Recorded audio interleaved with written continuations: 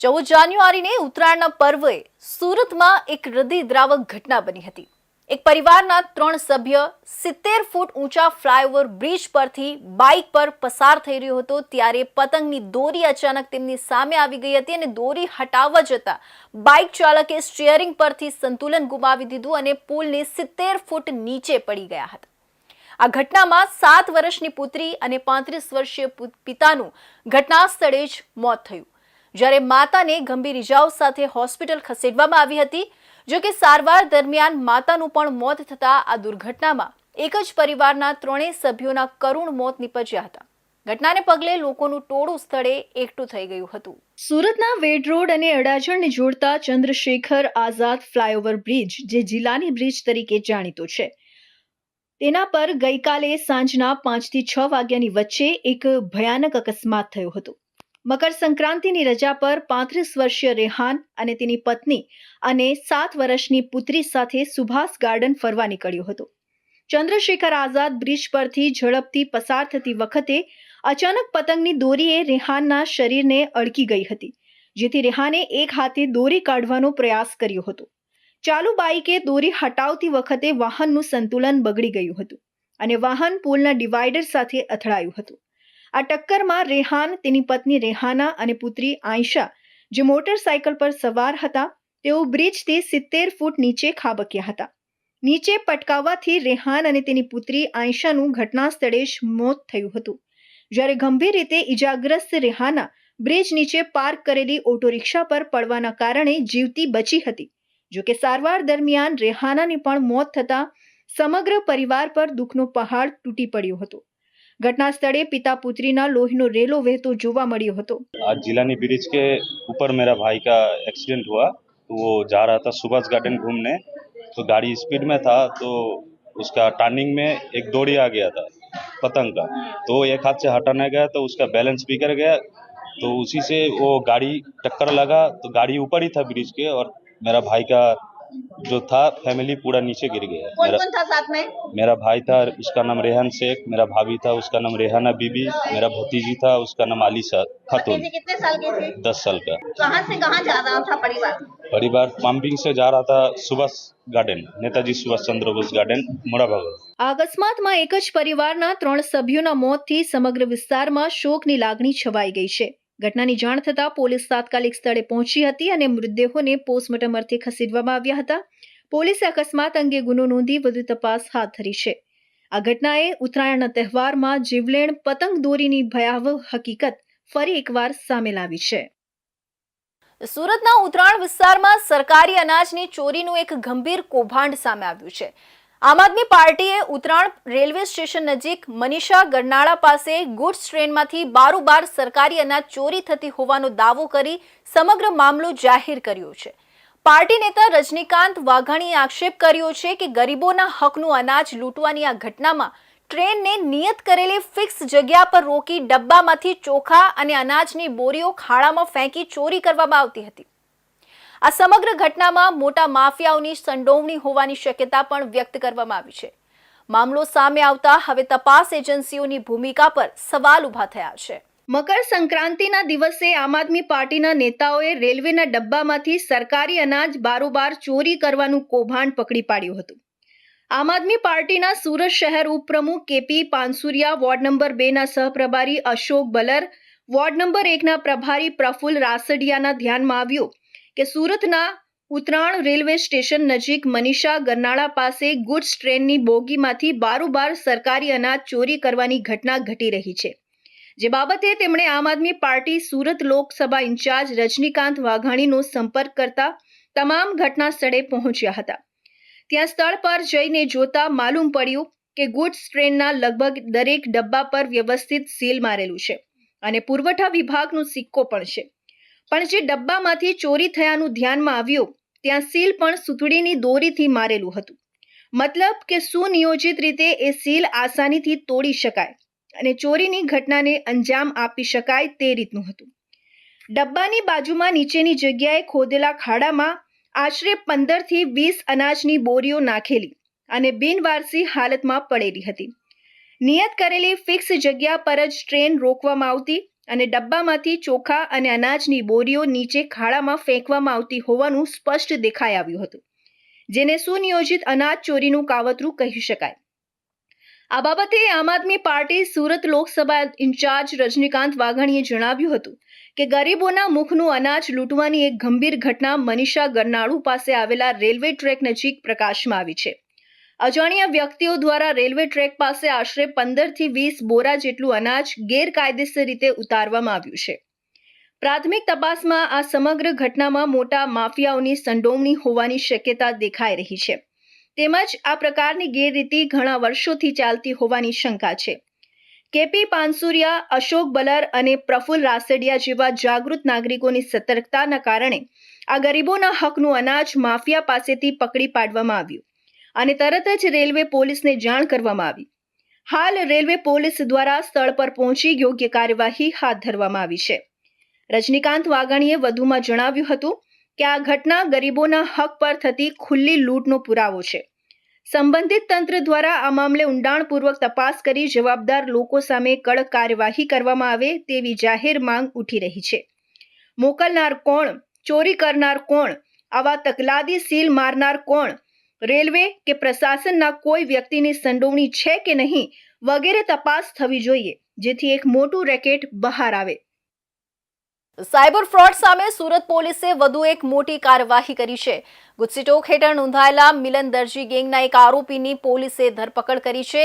મોટા વરાછાના સ્વાધ્યાય કોમ્પ્લેક્સમાં કરાયેલા રેડ દરમિયાન સાયબર ફ્રોડનો પર્દાફાશ થયો હતો. તપાસમાં સામે આવ્યું છે કે આરોપી રજની કાછડિયા છેલ્લા 2023થી મિલન દરજીનો મિત્ર હતો અને એકાઉન્ટ ભાડે આપી ગેંગ સાથે મળીને સાયબર ફ્રોડ આચરતો હતો. પોલીસે ગુજસીટોક અંતર્ગત ગુનો નોંધી વધુ તપાસ હાથ ધરી છે. સુરત શહેર સાયબર ક્રાઇમ સેલે દુબઈમાંથી સંચાલિત થતી આંતરરાષ્ટ્રીય મિલન દરજી ગેંગ સામે મોટી સફળતા હાંસલ કરી છે. ગુજસીટોક હેઠળ નોંધાયેલા ગુનામાં નાસ્તા ફરતા આરોપી રજની નારણ કાછડિયાને અમદાવાદ એરપોર્ટ પરથી ઝડપી પાડવામાં આવ્યું છે. આ ગુનાની શરૂઆત સુરતના મોટા વરાછા વિસ્તારમાં આવેલા સ્વાધ્યાય કોમ્પ્લેક્સ ખાતે કરાયેલા રેડથી થઈ હતી. પ્લોટ નંબર 153, પ્રથમ માળ, ઓફિસ નંબર 107 ખાતે સાયબર ફ્રોડનું નેટવર્ક ચલાવતા મિલન દરજી ગેંગના સભ્યો મળી આવ્યા હતા. તપાસમાં સામે આવ્યું હતું કે આરોપીઓ ભારતભરના લોકો પાસેથી કમિશન ઉપર બેંક એકાઉન્ટ મેળવતા અને આ એકાઉન્ટો દ્વારા ચાઇનીઝ ગેંગ સાથે મળીને સાયબર ફ્રોડની રકમ ટ્રાન્સફર કરતા હતા. આ બાબતે સાયબર ક્રાઇમ પોલીસ સ્ટેશનમાં તારીખ 24/10/2024ના રોજ ગુનો નોંધાયો હતો. રેડ દરમિયાન આરોપીઓની ઓફિસ, ઘર અને વાહનોમાંથી મોટા પ્રમાણમાં મુદ્દામાલ જપ્ત કરવામાં આવ્યો હતો, જેમાં 28 mobile phone, 86 debit card, 180 passbook, 30 chequebook, 258 SIM card, 7 હિસાબની ડાયરી, 1 કોમ્પ્યુટર, 1 CPU અને 1 લેપટોપનો સમાવેશ થાય છે.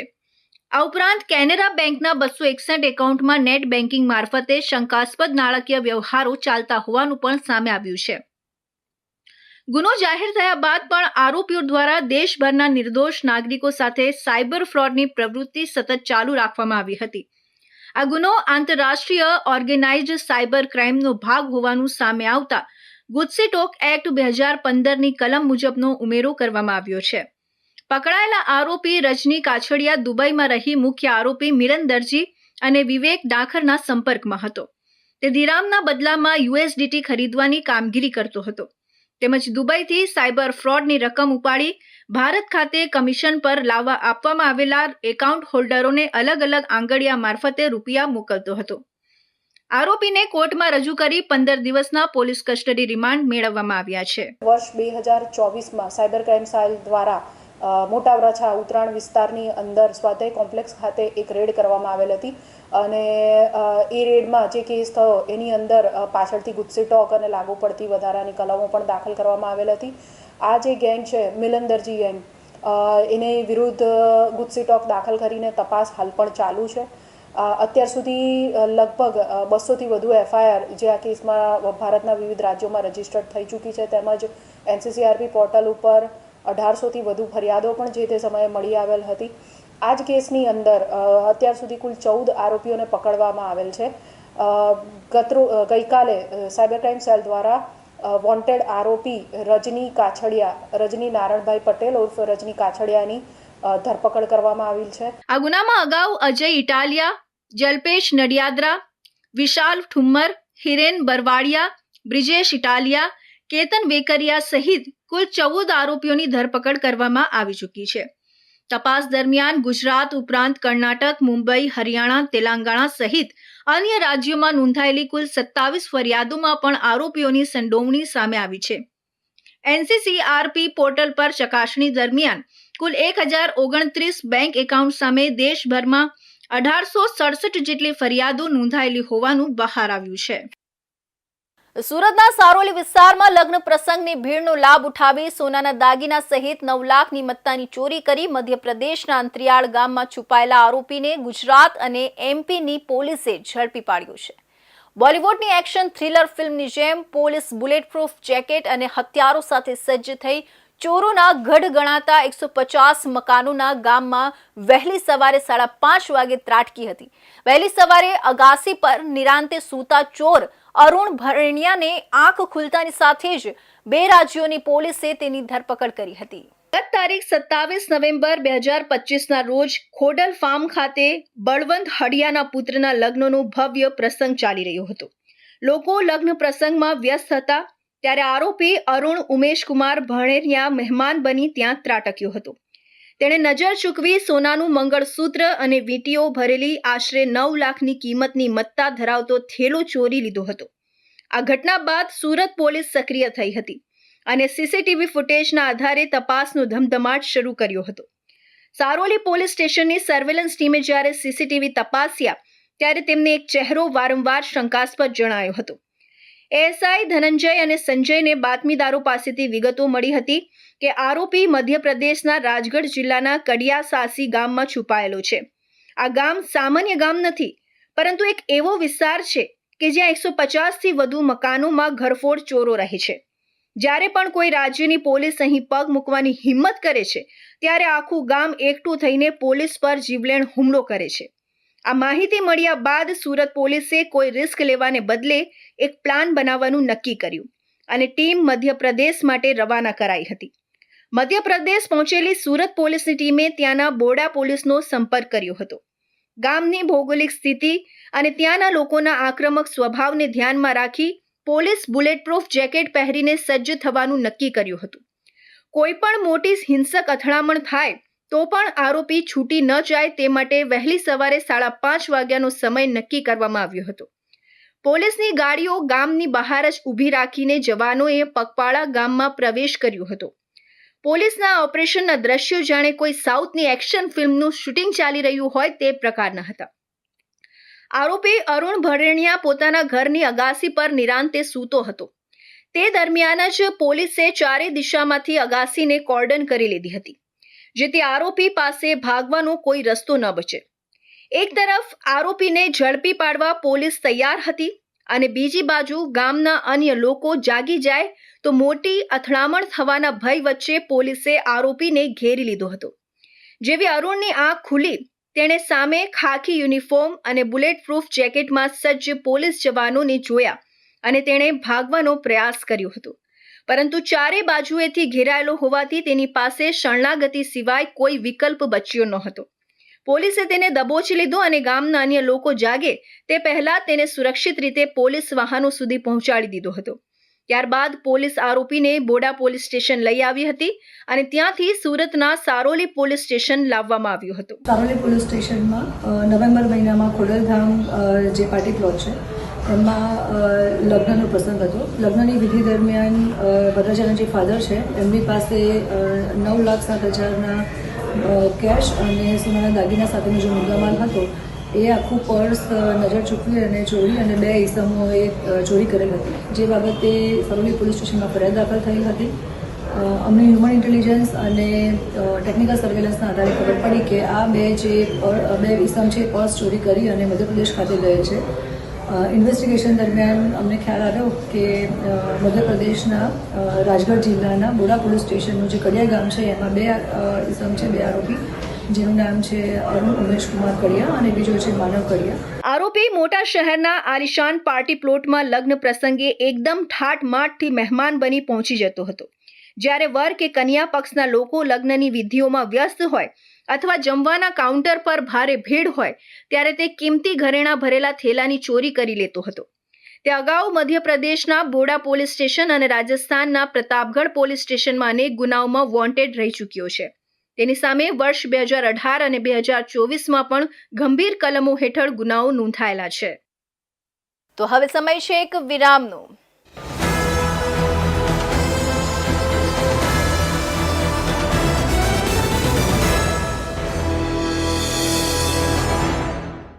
મુદ્દાઓ છે દેશના, પેનલ પર થશે ચર્ચા, વાતમાં થશે સ્પષ્ટ સંવાદ. અમે લાવીએ છીએ તમારા પ્રશ્નોને મંચ પર.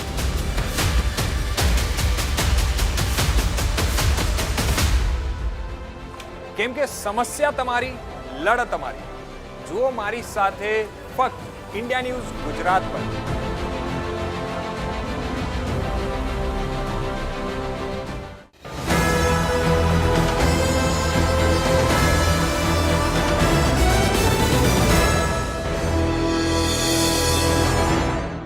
વિરામ બાદ ફરી આપ સૌનું સ્વાગત છે. સુરત શહેરના મોટા વરાછા વિસ્તારમાં ઉત્તરાયણની મોડી રાત્રે AR મોલ પાસે આવેલા પેટ્રોલ પંપથી માત્ર 20 ફૂટના અંતરે પતરાના શેડમાં ઓચિંતી આગ ફાટી નીકળતા અફરાતફરીનો માહોલ સર્જાયો હતો. ફાયર વિભાગે ઘટના સ્થળે પહોંચી તાત્કાલિક પાણીનો મારો ચલાવતા મોટી દુર્ઘટના ટળી હતી. આ દુર્ઘટનામાં ટાયરની દુકાન અને રમકડાની દુકાન સહિત કુલ 4 દુકાનો આગની ચપેટમાં આવી ગઈ હતી. જો કે આ સમગ્ર ઘટનામાં કોઈ જાનહાનિના સમાચાર સામે આવ્યા નથી. મોટા વરાછા વિસ્તારમાં પતરાના શેડમાં કેટલીક દુકાનો બનાવવામાં આવી હતી. મોડી રાત્રે અહીં એકાએક આગ લાગી હતી. પ્રાથમિક અનુમાન મુજબ શોર્ટ સર્કિટના કારણે આગ લાગી હોવાનું માનવામાં આવી રહ્યું છે. જો કે ટાયરના ગોડાઉનમાં આગ લાગતા તેણે વિકરાળ સ્વરૂપ ધારણ કર્યું હતું અને જોતજોતામાં બાજુમાં આવેલી રમકડાની દુકાન સહિત અન્ય 3 દુકાનોમાં પણ આગ લાગી હતી. ઘટનાની જાણ થતાં જ સુરત ફાયર વિભાગની ટીમો તાત્કાલિક ઘટના સ્થળે પહોંચી ગઈ હતી. ફાયર કંટ્રોલથી કોલ મળેલ કે આપણે AR મોલ પાસે IT પાર્કની સામે સાયકલની દુકાનમાં આગ છે.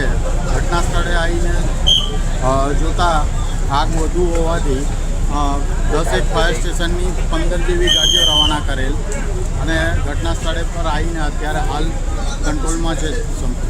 ફાયર જવાનોની ભારે જહેમત બાદ અંદાજે 3.5 કલાકે આગ પર સંપૂર્ણ કાબુ મેળવી શકાયો હતો. જો કે ત્યાં સુધીમાં 2 દુકાનો સંપૂર્ણપણે બળીને ખાખ થઈ ગઈ હતી અને અન્ય 2 દુકાનોને પણ ભારે નુકસાન પહોંચ્યું હતું. રાત્રિનો સમય હોવાથી દુકાનમાં કોઈ હાજર નહોતું, જેના કારણે મોટી જાનહાનિ ટળી હતી. સુરતના કાપોદ્રા વિસ્તારમાં પોલીસની એક એવી તસવીર સામે આવી છે જે માત્ર કાયદો વ્યવસ્થાની નહીં પરંતુ માનવતા અને સંવેદનશીલતાની પણ ઓળખ ધરાવે છે. કાપોદ્રા પોલીસે છેલ્લા 2 વર્ષથી સમાજથી દૂર રહેલા મંદબુદ્ધિ દિવ્યાંગોને પરિવારની જેમ અપનાવી એક અનોખી અને પ્રેરણાદાયક પરંપરા શરૂ કરી છે. તહેવારોની ખુશીથી વંચિત રહેતા આ દિવ્યાંગો માટે આજે ઉત્તરાયણ પર્વ ખાસ બની ગયું હતું. પોલીસ અને દિવ્યાંગો વચ્ચેના લાગણીસભર સંબંધો માનવતાનો મજબૂત સંદેશ આપે છે. સુરત શહેરના કાપોદ્રા વિસ્તારમાં માનવતા અને સંવેદનશીલતાનું ઉત્તમ ઉદાહરણ પૂરું પાડતો એક સરાહનીય પ્રયાસ સામે આવ્યો છે. કાયદો અને વ્યવસ્થાની ફરજ સાથે સાથે સમાજ પ્રત્યેની જવાબદારી પણ નિભાવી રહેલી કાપોદ્રા પોલીસે છેલ્લા 2 વર્ષથી એક અનોખી અને માનવતાપૂર્ણ પરંપરા શરૂ કરી છે, જે સમગ્ર સમાજ માટે પ્રેરણારૂપ બની છે. વરાછા વિસ્તારમાં આવેલા પતિત પાવન આશ્રમમાં 15થી વધુ મંદબુદ્ધિ દિવ્યાંગો માટે સંભાળ કેન્દ્ર કાર્યરત છે. સમાજના મુખ્ય પ્રવાહથી દૂર રહેતા આ દિવ્યાંગોને કાપોદ્રા પોલીસે 2 વર્ષ પહેલા દત્તક લીધા હતા. ત્યારબાદ માત્ર સુરક્ષા નહીં પરંતુ પરિવારની જેમ તેમની સંભાળ, લાગણી અને ખુશીઓમાં ભાગીદાર બનવાની જવાબદારી પોલીસ દ્વારા સ્વીકારવામાં આવી છે. કાપોદ્રા પોલીસ દ્વારા વર્ષભરના તમામ તહેવારો આ દિવ્યાંગો સાથે ઉજવવાની એક અનોખી અને હૃદયસ્પર્શી પરંપરા વિકસાવવામાં આવી છે. દિવાળી, હોળી, ધૂળેટી, જન્માષ્ટમી તેમજ ઉત્તરાયણ જેવા તહેવારોમાં પોલીસ કર્મીઓ આશ્રમ ખાતે પહોંચી દિવ્યાંગો સાથે આનંદના પળો વહેંચે છે. આ જ પરંપરાને આગળ વધારતા આજે ધારુકા કોલેજ ખાતે વિશેષ ઉત્તરાયણ ઉજવણીનું આયોજન કરવામાં આવ્યું હતું. આ પ્રસંગે કાપોદ્રા પોલીસના અધિકારીઓ અને કર્મચારીઓએ દિવ્યાંગો સાથે પતંગ ઉડાવી તેમને ચીકી ખવડાવી અને પ્રેમભર્યું ભોજન પણ કરાવ્યું હતું. સમગ્ર વાતાવરણ આનંદ, ઉમંગ અને લાગણીસભર ક્ષણોથી છલકાઈ ઉઠ્યું હતું. આજથી 2 વર્ષ પહેલાં કાપોદ્રા પોલીસ સ્ટેશન દ્વારા હીરાબાગ ખાતે આવેલ પતિત પાવન ટ્રસ્ટ, જેમાં 20થી 22 જેટલા માનસિક દિવ્યાંગો રહે છે, તેને દત્તક લેવામાં આવેલા અને એવી નેમ લેવામાં આવેલી કે એમના જે જીવન જરૂરી વસ્તુ છે એ પૂરી પાડવામાં આવશે અને જેટલા પણ તહેવારો આવશે એ તમામ તહેવારો કાપોદ્રા પોલીસ સ્ટેશન એમની સાથે ઉજવશે. એના અનુસંધાને આજે મકર સંક્રાંતિના પવિત્ર તહેવાર નિમિત્તે ધારુકા કોલેજ ખાતે આ માનસિક દિવ્યાંગ વ્યક્તિઓ સાથે મકર સંક્રાંતિનો તહેવાર ઉજવવામાં આવેલો છે અને એમના ચહેરા ઉપર ખુશી આવે તેવા પ્રયત્નો કરવામાં આવેલ છે. આ કાર્યક્રમ માત્ર તહેવારની ઉજવણી પૂરતો સીમિત ન રહી, પરંતુ પોલીસ અને સમાજ વચ્ચે માનવતાનો મજબૂત સંદેશ આપતો સાબિત થયો.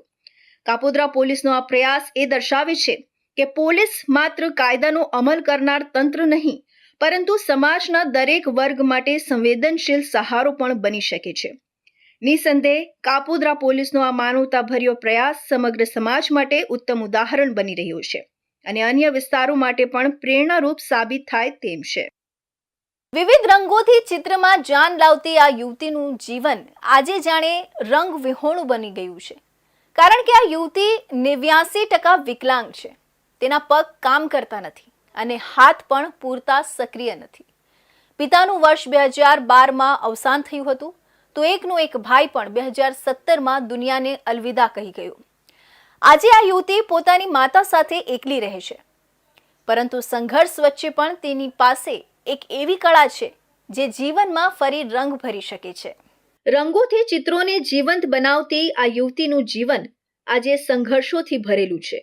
આ આદિવાસી સમાજની યુવતી તાપી જિલ્લાના વ્યારા તાલુકાના ઊંચા માંડા ગામની રહેવાસી છે, જેનું નામ છે સેજલ ગામિત. સેજલ 89% વિકલાંગ છે. તેની માતા મજૂરી કરીને પરિવારનું ગુજરાન ચલાવે છે. પરંતુ કહેવાય છે ને કે કુદરત જ્યારે કોઈ પાસેથી કંઈક લઈ લે છે, ત્યારે કંઈક ખાસ કળા જરૂર આપે છે. એવી જ એક અનોખી કળા સેજલ ગામિત પાસે છે. કોઈ પણ જાતની ઔપચારિક તાલીમ વગર સેજલ આબેહૂબ ચિત્રો બનાવે છે. આ ડ્રોઈંગ તું ક્યાંથી કરે છે? તે પહેલા નહીં કરતી હતી? કરતી હતી. કયા પ્રકારના ડ્રોઈંગ બનાવે તું? પેન્ટિંગ, સ્કેચ, કલર પોર્ટ્રેટ ને એવું બધું. ક્યાંથી શીખી તું? જાતે જ. શેમાંથી જોઈને બનાવે? મોબાઈલમાંથી જોઈને બનાવું. તારે ક્યાં સુધી ભણી તું? 8 સુધી. કેમ ભણવાનું છોડી દીધું? ચલાતો નહીં તો એટલે. કોઈ મૂકવાડું નતું સ્કૂલે? હવે તારે ડ્રોઈંગ તું બનાવે છે, હજુ સુધી ઘણા બધા ડ્રોઈંગ બનાવે છે. કયા પ્રકારના ડ્રોઈંગ બનાવેલા છે તું? કોના બનાવેલા છે? નરેન્દ્ર મોદી, વલ્લભભાઈ વગેરે બનાવેલા છે? કોના બનાવ્યા? નરેન્દ્ર મોદી ને નેહા કક્કર ને સલમાન ખાન ને બનાવેલા છે. શ્રદ્ધા કપૂર? તે પણ બનાવેલી છે. વલ્લભભાઈ? હા, તે હા. તો તારે શું કરવું છે? 100 થી વધારે ડ્રોઈંગ બનાવેલા છે. જો આ તારે લોકો ઓળખે તેના માટે તારે શું કરવું છે? ડ્રોઈંગ ને આગળ લઈ જવાનું છે. પછી એના માટે શું કરવું પડશે? ડ્રોઈંગ કરીને મમ્મીની મદદ કરીશ. માત્ર ધોરણ 8 સુધી ભણેલી સેજલ હાલમાં આશરે 25 વર્ષની છે. ભણવામાં હોશિયાર હોવા છતાં શાળાએ લઈ જવા માટે કોઈ ન હોવાથી તેને ધોરણ 8 પછી અભ્યાસ છોડવો પડ્યો. નાનપણથી ચિત્રકામનો શોખ ધરાવતી સેજલની આ ઈચ્છાને તેની માતાએ શક્ય તેટલી રીતે પૂરી કરવાનો પ્રયત્ન કર્યો. આજે સેજલ મોબાઈલમાં જોઈને ચિત્રો બનાવે છે અને કોઈ પણ ફોટાને આબેહૂબ ચિત્રમાં ફેરવવાની અદ્ભુત ક્ષમતા ધરાવે છે. પરંતુ દુઃખની વાત એ છે કે તેની આ કળા વિશે લોકો, ખાસ કરીને કલા પ્રેમીઓ, આજે પણ અજાણ છે.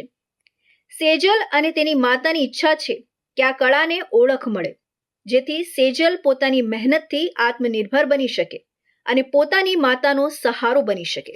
એને ડ્રોઈંગ કરવાનો શોખ છે, પણ એ ભણવા જતી હતી ને 4થું ધોરણ ભણી પછી અચાનક ચાલતા ચાલતા પડી જાય. પછી આમ કરીને 8 પાસ કર્યું. 8 પાસ કર્યું. એ કયા રીતના પિક્ચર બનાવે છે? બનાવે આ ફોટા પછી કંઈ ગાયનો ફોટો છે, કંઈ ઘોડાનો ફોટો છે, એવું જોઈને એને લાગે કે નહીં કે મેં આ ફોટો દોરું, એ દોરે મોબાઈલમાં જોઈને. કોઈ એને શીખવું હોય એવું કોઈ કરો ડ્રોઈંગ કરતા? ના, એ જાતે જ શીખી. એ વિકલાંગ કેટલા વર્ષની વિદ્યાર્થી છે અને તમારી શું અપેક્ષા છે? એ તો પહેલા ચાલતી હતી, પછી 4થું ધોરણ ભણી કે નહીં, પછી ચાલવાનું બંધ થયું. એના પિતા, એના ભાઈ કઈ? એમ તો એના પપ્પા 2012માં ઓફ થઈ ગયા ને છોકરો હતો એ 2017માં ઓફ થઈ ગયા. એટલે અમે છોકરી જોડે 2 જણ. આ સંઘર્ષ વચ્ચે છુપાયેલી પ્રતિભાને જો કોઈ મંચ અને સહારો મળે તો સેજલ જેવા અનેક જીવન ફરી એકવાર રંગીન બની શકે એમ છે. હાથમાં રંગ છે, આંખોમાં સપનાઓ છે, પણ જીવનમાં સહારા બહુ ઓછો છે.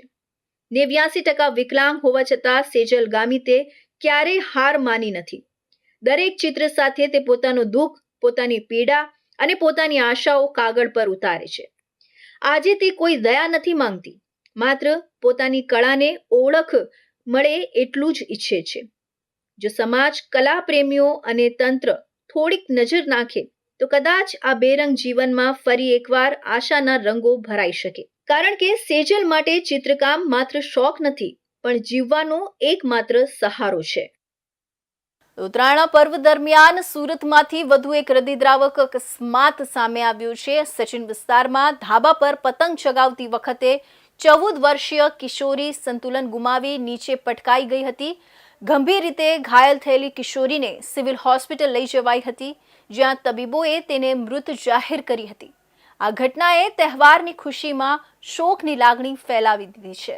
સુરત શહેરના સચિન વિસ્તારમાં ઉત્તરાયણના પર્વ દરમિયાન એક હૃદયદ્રાવક ઘટના બની હતી.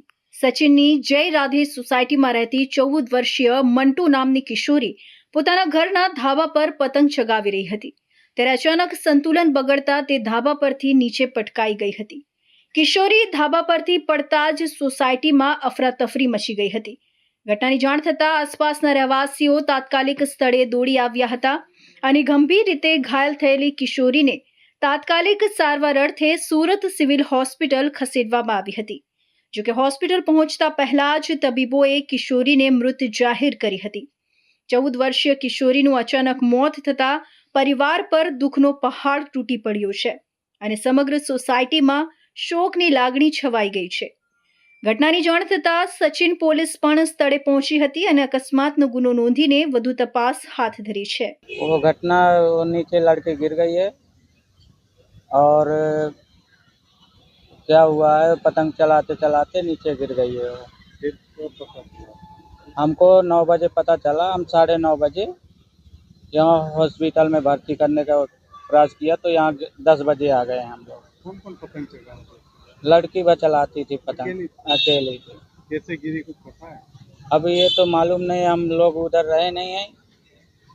क्या मम्मी पापा क्या काम? पापा उसका मशीन चलाता, संचा मशीन चलाता. मम्मी है तो गांव में रहती है, खेती किसानी करती.